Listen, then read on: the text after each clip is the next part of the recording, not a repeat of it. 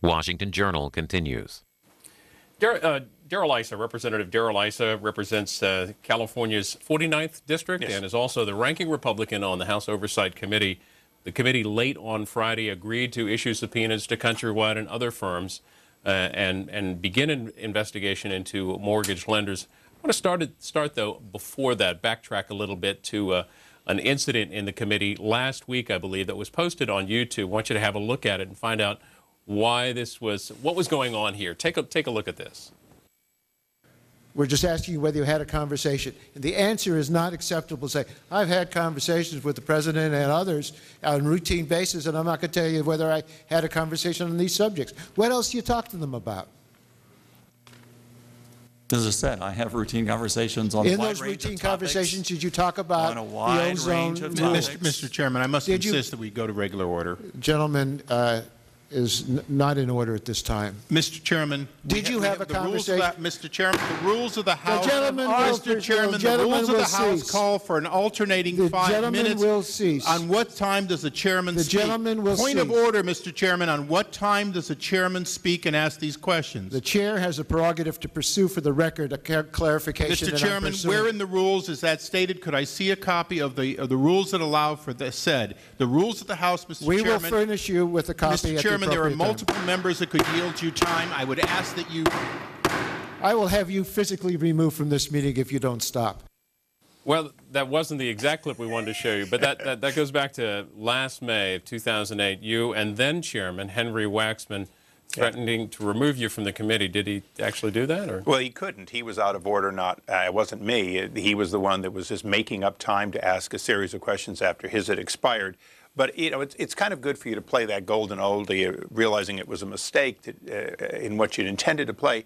But things changed when Henry Waxman left. We went from a adversarial relationship because Henry Waxman would not do anything unless it hurt Republicans to a very different one. Ed Towns has been a very easy chairman to work with in a positive way on most issues. Well, but you've been after the chairman for a number of weeks in different settings in that committee to open an investigation into Countrywide mortgage lenders. Why? Well, this is one of those exceptions. Republicans and Democrats received special loans that the American people, the public, couldn't get. These loans had no closing cost. They were handled through a special office in California for then Countrywide, now a division of Bank of America. And usually they got about 1% additional discount over the prevailing rate, which you can imagine on a couple $100,000, 1%, thousands of dollars every year for 30 years. So they were loans you and I couldn't get. We believe, at least the Republicans believe, that these were intended to either get favorable legislation or cause people not to act when they should have acted, such as when subprime loans were beginning to become something that was obviously detrimental, and yet they continued for several years after they should have been stopped. Didn't the Senate Ethics Committee look into this issue, particularly with Senator Dodd and others? Well, the Senate Ethics Committee, you might remember, cleared Senator Torricelli of receiving a gold Rolex watch and said it wasn't a violation of the gift ban. Their standard seems to be extremely narrow for did you solicit a quid pro quo. That's not the standard the American people expect. They want to know that when the Ethics Committee, both the House and the Senate, our rules say we can't receive more than $50 and we can't receive it from a corporation, that when you receive something that is worth thousands of dollars, it better be available to everyone else in a similar situation, or you're not supposed to get it. So Congressman Towns and others has a change of heart in terms of issuing subpoenas for Countrywide, Wells Fargo, and others. And late Friday, you come to an agreement. The Hill newspaper wrote, the move is a 180-degree change for Towns, who for months has stood firm against opening an investigation. One, why was he so firm against it? And two, what changed him? Well, Chairman Towns had a number of different reasons he said he wouldn't do it, beginning with it wasn't important enough, and then saying that the Justice Department was already investigating and so on, and then saying that the Senate Ethics Committee had cleared the two senators. We made the point on each of those points that there were many more people, including people not covered by the House or Senate Ethics Committee, that, in fact, we thought it was important enough, and the minority has a right to think some things are important over and above the chairman, and we made that point. And lastly, when some Democrats on the committee switched to us, to our position, it began to be obvious that it was important, that just as doing it wasn't enough, and that we needed to know what we didn't know. You mentioned a couple of Congressman Paul Hodes was one of those. Mike Quickly, representative, sending a letter, sending a letter to Congressman Towns as of Thursday last week. Did you individually lobby those representatives? They come to you and say, "Yeah, we agree with you on this issue." Over a period of time, as I kept escalating the request for it, I had a total of 6 members who said, "If you have a vote, I will vote with you." I needed 5. I felt that if I got anywhere close to 5, I'd get more. But quite frankly, this was the 2 members' letter was not solicited or coordinated with us. They decided it was time to do that on their own. But you started this segment saying you and Congressman Towns have a pretty good relationship as opposed to the way it was with Representative Waxman. Now we can take a look at that clip, though, from last week where Democrats didn't show up, and this was posted on YouTube.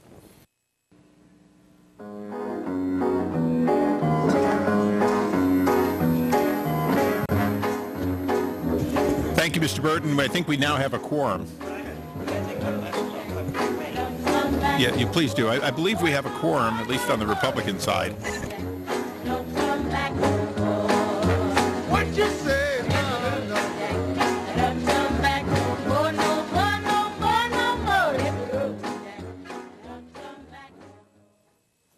And a look here at the Democrat, I guess the Democrats, where they sit on the committee side. What, was it your committee or Republicans on the committee that posted this on YouTube, and why'd you do that? Well, we did it because there was a scheduled markup and actual pieces of legislation. We waited for 35 minutes. Well, they didn't come out, said that it was, you know, a series of different reasons, and ultimately people, including members of the Financial Services Committee, ran out the back door, making it clear that they had a quorum, they had every reason under our rules and reasonable decorum that they should have been sitting on the dais, they should have come out, but they didn't want to face a vote on the subpoena. Because this markup had nothing to do with the Countrywide, but you wanted to bring a vote before the committee. And a look here outside the, I guess that's the back of the committee room? Right, that's members of the committee, many of whom are also members of Financial Services. The committee personnel had said that they were unable to make a quorum because of Financial Services conflict. Our people discovered, of course, that that particular report was incorrect and it was later revised. Before we get to calls, a quick question. What do you want to get out of this investigation into the mortgage brokers? The truth. Here we go to Baltimore, and this is Lewis on our Republican line. Go ahead. Yes. Good morning, Reverend. Good morning. And good morning, Steve. Good morning, Lewis. One of the, as a Republican, one of the things that I think about is how these arguments is going on. I just want to ask the representative 2 questions, and one of them is, do you believe that, I know this might be a little bit off topic, but do you believe that health care is a right? And if you believe that health care is a right, then do you believe that health insurance companies should charge as much as they do, or rather, do you think that health insurance companies are necessary? Thank you, Lewis, for your input. Boy, that's a great question. It is a little off the lead-in, but it's probably the most important one we're dealing with today. You know, today it was released that healthcare industry overall made 2.2% profit on their revenues, making it very clear that these are not companies that are profitable per se. They do make a profit, but it's very clear that it's the high cost of health care that has led to the high cost of health insurance. And I think that's the point that Republicans want to make sure is understood. Do you have a right not to die on the streets of a preventable illness or a curable disease? Absolutely. That's America has stood for that for a long time. It's the reason that our emergency rooms take all comers, legal, illegal, insured, uninsured. But I think it's also important that we realize it's the escalating cost of health care that we should be attacking, not in fact the insurance companies who simply reflect that rising cost of health care. And I think today's industry profits go a long way toward reminding people that even if you double that to 4 or 5 or 6 or 7% from 2.2%, it's not their profits that have been rising at 10 or 15% a year every year for most of my life. It's the cost of health care.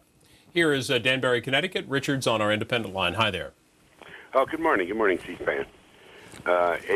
It's my opinion the biggest problem is it's caused by greed. There are so many politicians from both parties that will sell their soul to further their career, putting the American citizen on the bottom of the list. And I think the biggest reason for it is lobbyists being able to go to Congress with billions of dollars in their pocket. Just ban them bringing the money, and I think a lot of our problems will be solved. Have lobbyists had an influence in keeping the Countrywide investigation from going forward? It's hard to say. Personally, I think it's more the embarrassment that's going to come out for both staff and members, current and former. But the caller, Richard, had a good point, which is, do we ban the money? Most people don't realize how limited the dollars are that you can legally receive. What they do understand is if you circumvent that and you do a lot of good for somebody, you know, Senator Stevens ultimately was not convicted, or his conviction was overturned. But, you know, the idea that somebody you do a lot of business with in government is also providing for cheap or free repair on your house, those kinds of things do undermine public confidence. And whether it's a Republican or a Democrat, and there's examples of both, we need to change that, or the American people aren't going to trust us. Who's your biggest individual contributor? Boy, that's a good question. I guess I am. I've put several $1 million of my own money over the years into my campaigns for the Senate, the House, recalling the governor. So I'd say I'm probably at 11 or 12 million of my own money.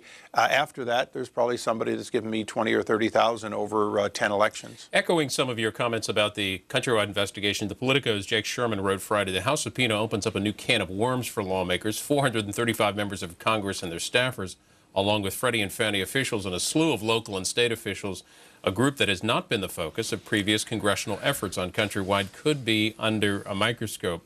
How do you see this investigation taking shape? Do you see open public hearings? Well, Bill, I do. And those open public hearings, I hope, include Angelo Mozilla, who I would expect to take the fifth, and many of his executives who hopefully will be more cooperative. The microscope as to current members of Congress, we reached an accord with Chairman Towns, and I think it was the right one. There are 10 members, 5 Republican, 5 Democrats on the Senate, the House Ethics Committee. We sent the packages to them in the subpoena. Only as to members, as to their staff, and as to former members and former staff and other government officials, we'll look at all the rest. If we think there's a referral to ethics, we'll send it. But otherwise, we're going to handle it inside our committee. Duplicate copies to Republicans and Democrats, so there'll be no question about who saw what. There's no current House investigation in ethics right now on this issue. Well, Bill, I guess what I have to say is the ethics committees, and there's really 2 of them in the House, we do not publicly know, at least in the early stages, and they're doing an ethics investigation, and there's a procedure when some of it becomes public over time, and that's a good system. Obviously, this is an exception. People will know that some members, they won't know which ones, had their packets sent to ethics, and the ethics should have time to either clear them or do enough investigation to say they've potentially done wrong before it becomes public. And with elections mattering, people should know that the name at the same time as they know other information, not the name now in 90 days to try to clear yourself. What's in these packets you mentioned? Well, they're really just loan packages, the applications, but what we're additionally getting is the emails, the correspondence, and if we're lucky, the now reported as disappeared, but we're hoping to get it back, audio tapes, because it turns out there were audio tapes or audio recordings of every single one of the conversations between loan officers and their clients. We've been told that they've been destroyed. We're hoping that's not true. These would be recorded by the mortgage lenders themselves? That would. They were it's disclosed when you often hear, you know, you're recording, you may be recorded. These were recorded, and they existed 2 years ago. We're hoping they still exist. Here is Lithonia, Georgia. Good morning to John on our Democrats line. Good morning. My name is John. Thank you for taking my call, C-SPAN. Congressman, it's nice to meet you. I would like to ask you one question. Sure, John. Have you ever heard of this axiom, as above, so below, as below, so above? The reason I ask you that is because today we see this bickering and this division that is in Congress and in the Senate, and we don't seem to feel like it's representing what is the core values of what America started out as being. And based on that fact, we don't see where there is a core of what you guys stand for when you say you are investigating these things before they happen. Where were you guys before all of this happened? Where were the red flags? Where were the representation that represented the solid core of America? Because it seems as though the bottom and the top are in such disarray that there is no true ethical values in what you say.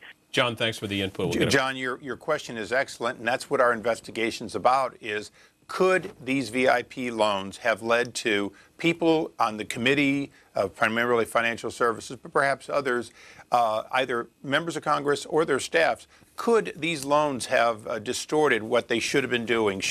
Were there legislation or investigations that should have occurred? You know, you understand there also were gifts to other government officials, and we're trying to find out what effect that had. But John, understand, Chairman Towns and I have agreed on over 90% of what we do in the way of investigations. We're doing them on a bipartisan basis. We're working with the IGs. You have to watch C-SPAN on the many, many, many hearings we have that are about us versus the bureaucracy, not about Republican versus Democrat, to appreciate that it's far more often that we agree than disagree. Do you think the Oversight Committee has been as aggressive in overseeing the Obama administration as it had been in the past in the Bush administration? Well, no, I don't, but there's a reason. The fact is that we're looking primarily at the 8 years of President Bush still. Every new administration, they call it the honeymoon period for a reason, they have an opportunity to get their staff together and so on, except for the czars, which have really been controversial because some of them are unconfirmed and some of them seem to be bad choices. For the most part, our committee hasn't seen new initiatives of the Obama administration that are so critical that we should investigate them immediately. What we're working on primarily are, if you will, the sins of the past.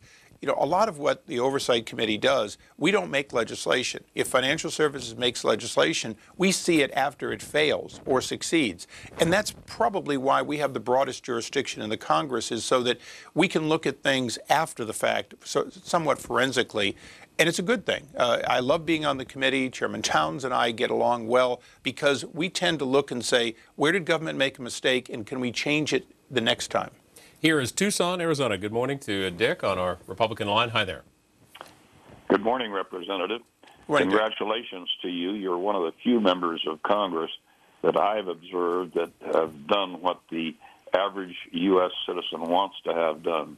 And I would say to you that the linchpin for the elections coming up in 10 and in 12 is going to be one thing, and that is ACORN. And when you get done with the investigation that you're currently doing, ACORN is the place that we need to rat that out and see how that whole thing has taken place, because those are the kinds of things that people lose all credibility for in the government. Thank you for your good work. Well, thank you, Dick. And what I will say is ACORN will be, if you will, an umbrella going forward, not for that organization alone, but for any organizations who take money from the federal government and other sources and are opaque to any kind of review as to where it went. ACORN happened to have over $5 million embezzled, and it was completely covered up. ACORN certainly has misappropriated funds and, in fact, misused them. But understand, ACORN is one of thousands and thousands of organizations that get federal dollars that should be scrutinized better to make sure you get your dollar's worth and that it not go into political activities or somebody's personal pocket. You mentioned the bipartisan nature with Chairman Towns, in fact, quoted here in CQ, Congressional Quarterly. It's my goal to work through this matter in a bipartisan fashion, conduct a complete review of the role of mortgage companies in the current financial crisis. Give us an estimated timeline of how long this investigation will take. You know, I would hope that the first round of investigation takes about 90 days total to read through the paperwork, to do additional discovery, to hold our hearings, and at least do draft legislation. I always tell people investigations are like peeling back an onion. At some point you get to the center, but you can't predict how many more layers are there. What I would say is that we're going to try and do this quickly so that it not get into the political season where it would be harder for Chairman Towns and I to work together. Here's Dearborn, Michigan. Joe, go ahead. Hey, hi there. Hi, Hey Dearborn. there, Joe, on our Independence line. This is my first time calling Welcome. in, so I watch your show all the time, so please don't cut me off. I got about 4 quick questions for the senator there. Fire away. Hey, you called me a senator. I'm not sure we can take any questions on that. Please go, Joe. Congressman? Yes, sir. Okay. I was just curious, why did the Republicans, the 30 Republicans, vote against the Franken amendment for the girl that Jamie Jones, the one that got raped in Iraq? The other situation, why did the Republicans vote to block the unemployment insurance? I know that at one point it was like 8% or something like that across the nation or whatever, but do you plan on voting for the unemployment extension for the people for the United States?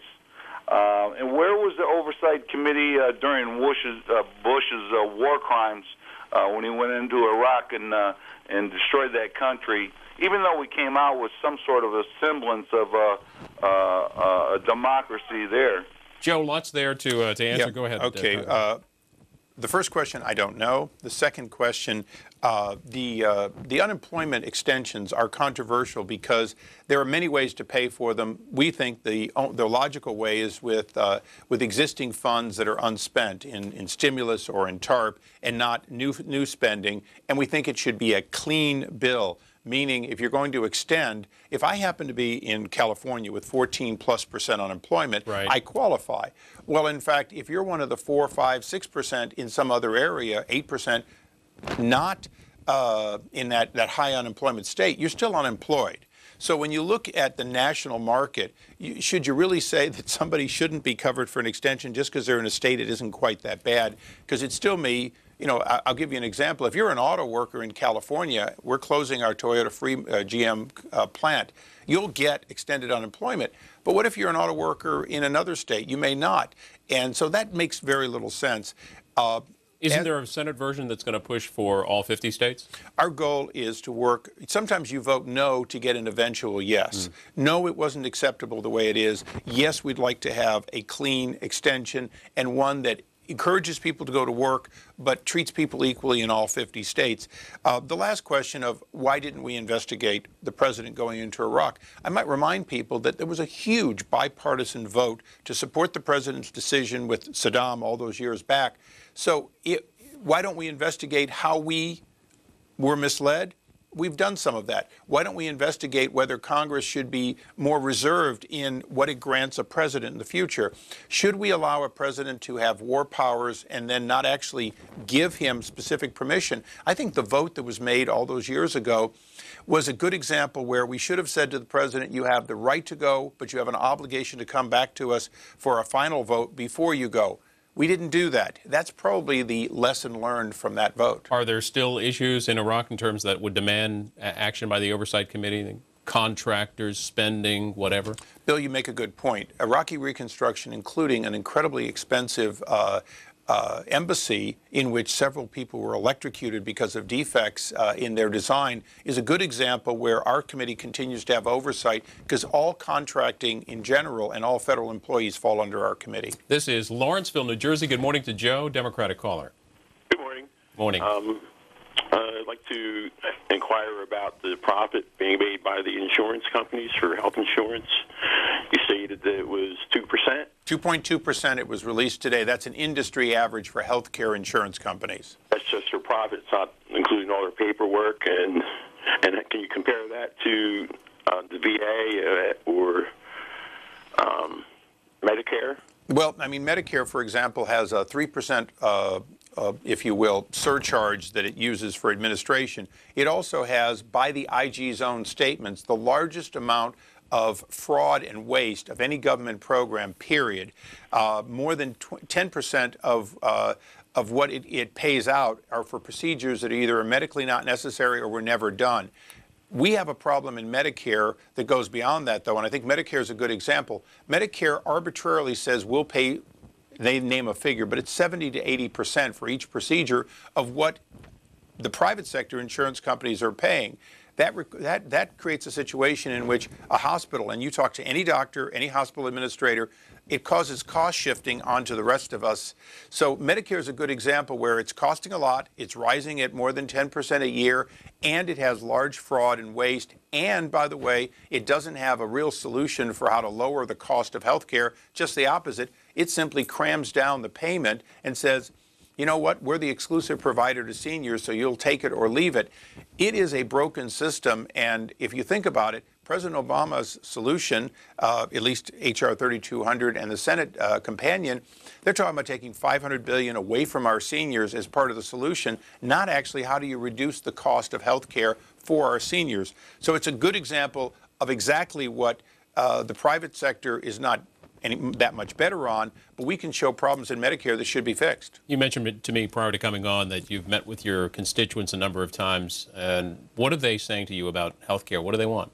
Well, what they really want is they really want lower cost health care. As you can imagine, often it's the small employer or the person in the human resources department coming up to me at a town hall meeting, and they say, what are you going to do about lowering the cost of health care? They talk about, malpractice reform. To a certain extent, the public is becoming very aware because doctors and hospital people are telling them, we do procedures we only do because we have to do it in case we're sued, and we would prefer to practice health care. And the gentleman previously was talking about the VA. The VA has one thing going for it that it really is good, and that is the VA and the active duty military, their decisions are based on doctors looking over the shoulders of doctors, and they do what is reasonable to do, and they can't be sued if somebody is injured. They exempt themselves. Would it make sense to take that model to a public plan? Well, what it would make sense is, first of all, right now the Democrats on Judiciary Committee have offered bills to make it possible to sue the VA and the active duty military, bringing the trial lawyers into that, raising the cost. One of the questions we have is, if that system is a good system, and if you want to go to it, then are you trying to get to a Canadian-style system that costs 9% of GDP? Because right now, Bill, one of our problems, as a businessman, I came here straight out of business, we spend about 18% of our GDP on health care. The Canadians spend 9%. The proposals in front of us take us to 21 or 22%. If we're going to go Canadian, then I want that 9%. I want that low cost of health care, and it's not in any of the proposals. This is Gladwin, Michigan. Mark's a Republican. Good morning. Good morning. Good morning, Congressman. Good morning, Mark. I have a question regarding the Ethics Committee. When, say, they do investigations on members that are from both sides of the House, and it's kept private somewhat, the public feels that, if there's a couple Democrats in real trouble, like, say, Charlie Rangel, and now with Ensign, with all of his things going on, that we feel that you guys sort of hold each other in checkmate or a game to negotiate, how much is going to come out, and what's actually going to happen to these guys. We're losing faith in how you police yourselves up there, and it just seems to be you are watching each other's back, and there's nothing really happening up there when it comes to malfeasance or what have you. All right, Mark, thank you. Mark, I entered Congress in a congressional district that almost surrounds former Congressman Duke Cunningham's. I flew back and forth with him. He was a thief. He's in jail. Should we make sure that every thief is in jail, and particularly if they're congressmen? Absolutely. I wanted to do the investigation, including those files which are going to the Ethics Committee. I wanted to come up with a procedure to keep it secret. Well, we investigated, but ultimately I thought it was important that they all be looked at.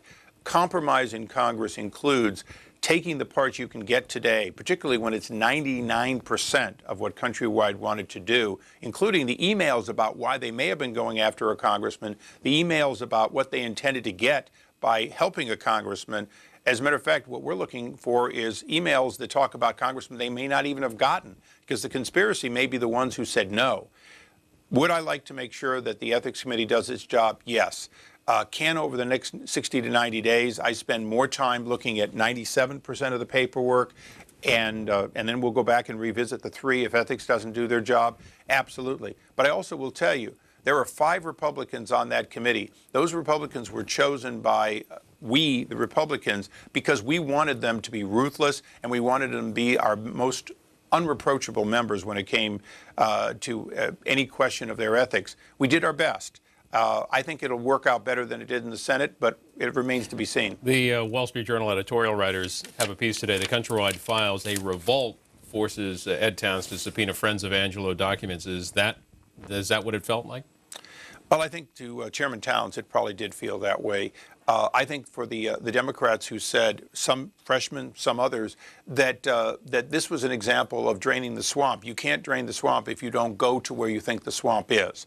In this case, we're not sure as how much is there, but we're certainly going there, and we're proud of the fact that some members did make the decision that at least we needed to look there and came with us. Here's one more call. Midlothian, Texas, to Junior on our Independence line. Good morning. Yeah.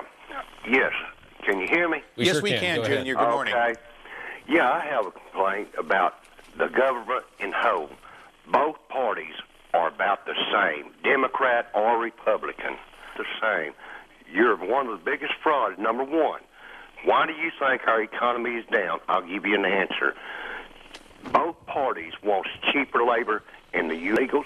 You want people to work for $8 an hour, and y'all say that they make good money, so we can charge you more tax. Economy here in Texas, except if you speak Spanish, then you can get a job here. Same as California and any place else in the world. Not in the world, but in the United States. All y'all want is cheaper labor. Y'all don't want to send your kids to the war or anything, but yet you want people to have to enlist.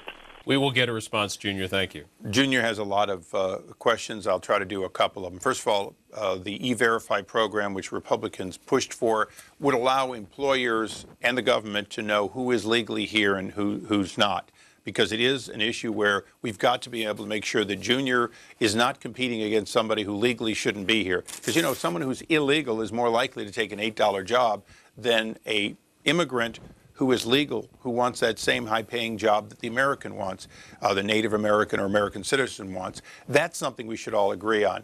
I'm going to tell you, Junior, if you're still watching and listening, Congress on a Republican-Democrat basis may not make enough difference to you. Look to individuals. Look to the question of whether there's a Democrat that you can say that person's really fighting for me by what they do, or a Republican. We, in fact, have to be a party of individuals. And I think you're going to find that there are some Democrats and some Republicans who are leading their parties to do the right thing. That's how you make your final decision on which party is, whether or not they're made up of individuals who their actions you believe in. One more thing on the Countrywide investigations for House oversight. When might we see those hearings begin? I would hope that we'd have hearings within the next several weeks, probably before Thanksgiving if all possible, because there are some individuals who we quickly want to be able to say, what were these documents for? Why were you trying to reach this government person? And certainly Angelo Mazzillo, I want him in front of our committee again. Do you think he'll testify? You said he thought you'd claim the 5th, but do you think he'll show up? Well, he'll show up because we're subpoenaing him. You know, the last time he was there, it was because he got a lot of compensation while Countrywide stock fell. That may have been an unfair shot, but this one is not an unfair shot. This was called Friends of Angelo. We know that he directed specific people to get loans. We want to know why. Congressman Issa, thanks for joining us this morning. That'll about do it. House and Senate are in later today. We're back here tomorrow morning at 7 a.m. Eastern. We'll see you then.